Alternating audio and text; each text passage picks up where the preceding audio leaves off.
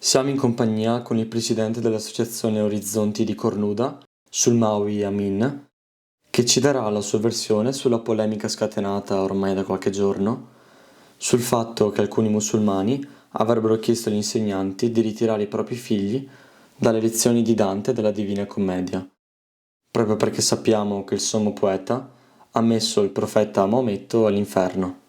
Allora, buongiorno. Ho parlato di Dante con mio figlio che sta seguendo anche i corsi. Sì, le ho chiesto cosa fate, cosa dite, le ho chiesto anche quali gironi le piace.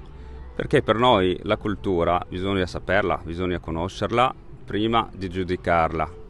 Benissimo, invece oggi a Cornuda che cosa organizzate?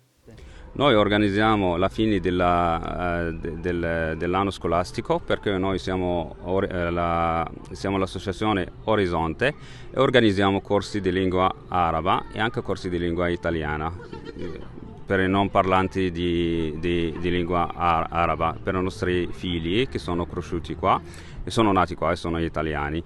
Per quello gli diamo anche la possibilità di conoscere la cultura arabo-musulmana e la cultura dei nostri paesi di origine.